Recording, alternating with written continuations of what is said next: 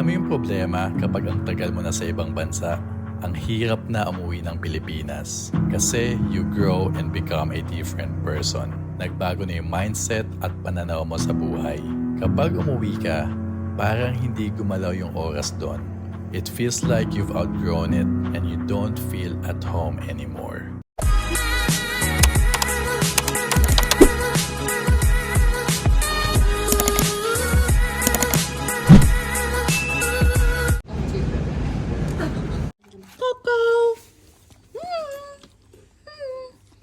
Naamoy niya yung pagkain sa kamay ko. Sit po.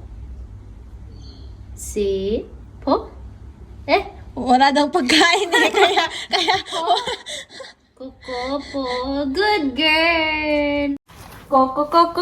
Coco, say hi to the vlog. Kasi ako kakain. Kain natin, gutom ka na eh.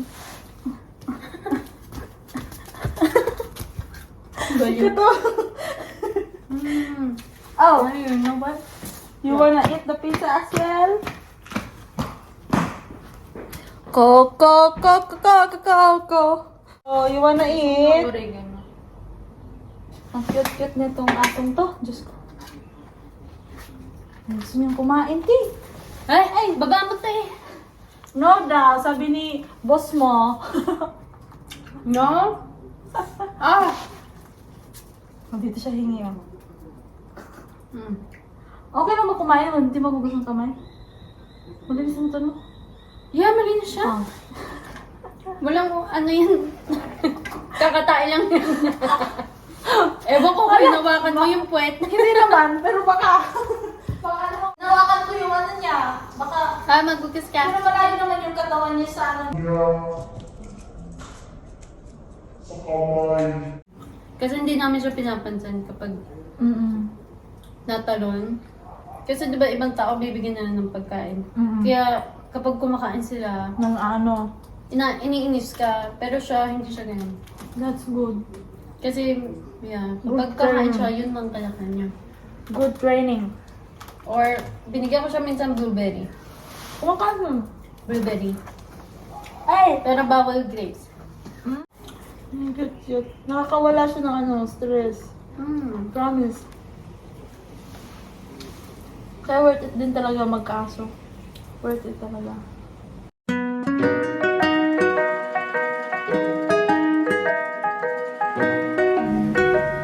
Napakonsensya niya ako kung ano mo ko pinapakain. Tignan mo yung eyes niya, puppy eyes din. Papapawa. Oo, papawa niya yun. Yes. Ang koko. Kasi siya tahimik lang, hindi na. Aw. Di ba yung iba nag-aw-aw? Tumig niya yung dito. Ba't natakbo? Sabi niya, "Hindi naman pinasok ko yun. Wala kami naririnig ko sa tatakbo." Namin, hindi siya nag-work. Minsan lang. Very good boy. Girl! Girl! Ay! Shit! Akala ko good boy.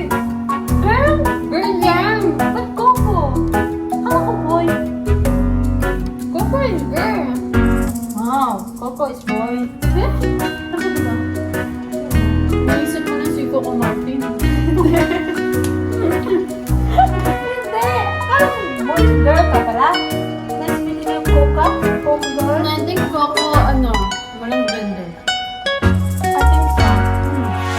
Oh. Coco lang kasi para siyang kokwa. Ay, kaya pala. Akala ko Coco na coconut tree or something. Parang coconut na. Nilagay ko dun yung coconut. Coconut, cocoa. Sana pa magkaso ko gusto ko sugar.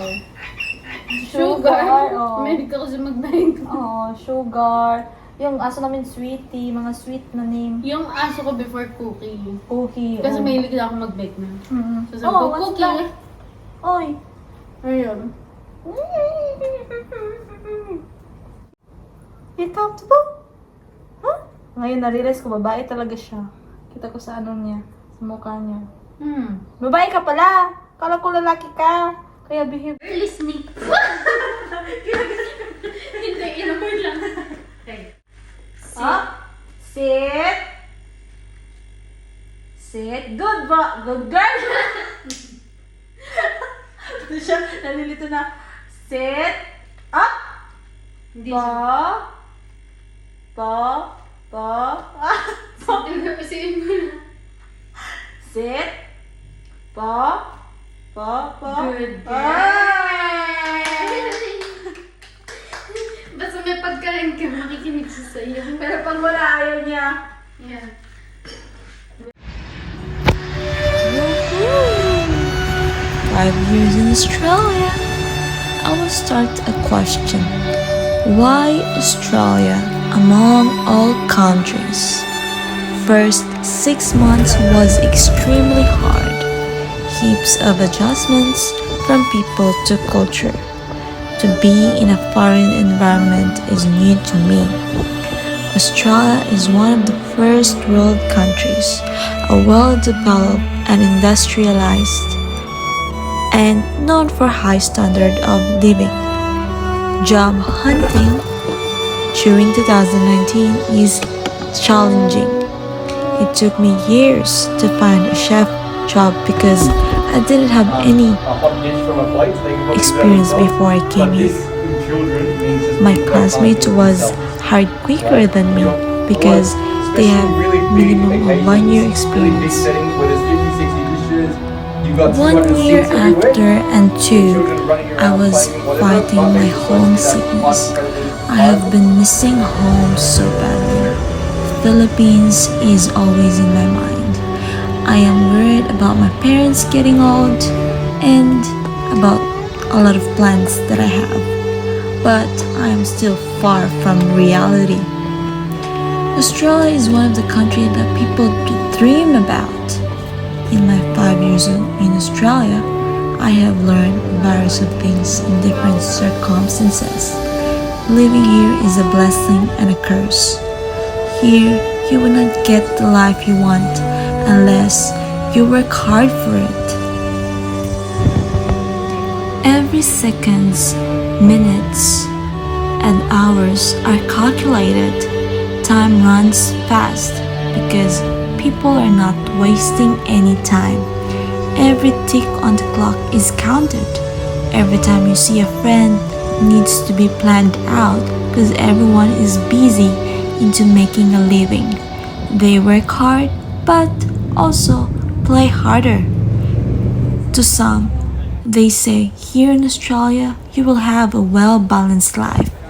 Yes, it is true, yet it varies on the job you are doing. I spent my early 20s in Australia.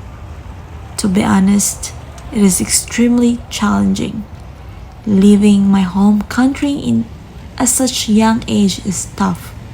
Studying and working at the same time is, I don't know how to explain it, but it's unbelievable. I am thankful for the people I met along the way. Without sacrifice and perseverance, I won't be able to make it until to this day. I am grateful for the opportunities Australia gave me. I have gained few friends, met a lot of people.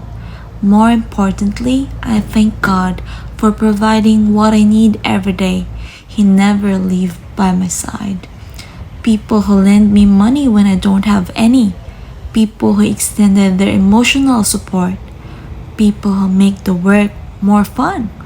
Strangers become friends and friends become family.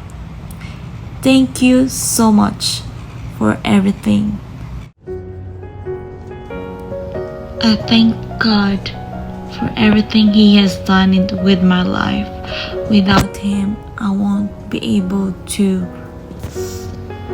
start or finish or do this such thing by myself. I can't do this alone. And I also want to thank myself for showing up every day, even though it's hard sometimes.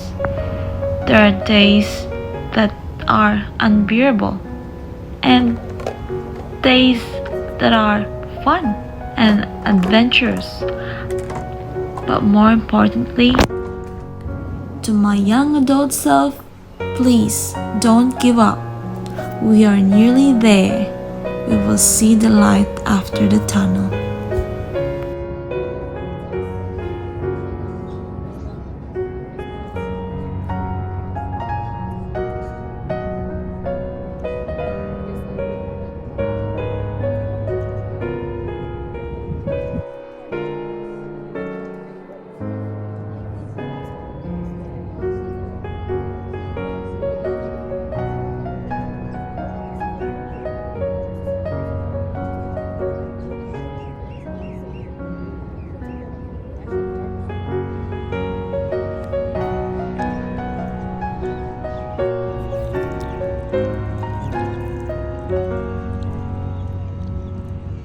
Reading, some ducks are listening. They're sitting to listen to my story to tell. Charot. Oh, there's one duck listening. Or not one, two, or three. While I'm reading a book.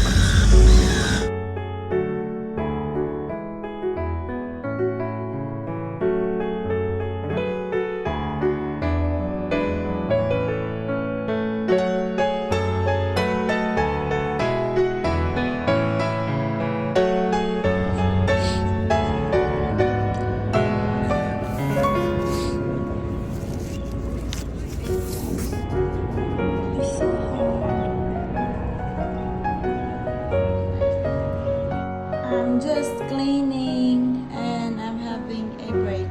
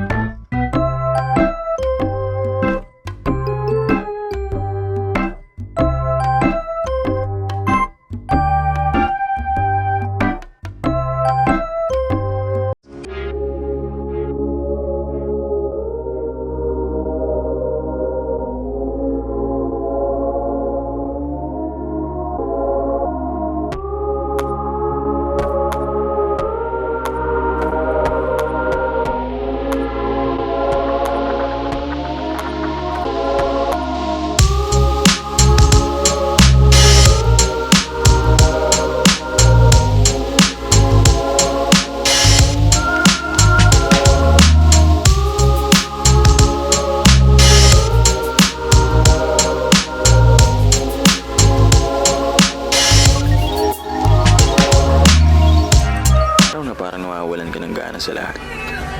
Pero wala naman tayong choice eh, kundi magpatuloy. Kaya kung ano man yung nasimulan mo, tuloy mo lang.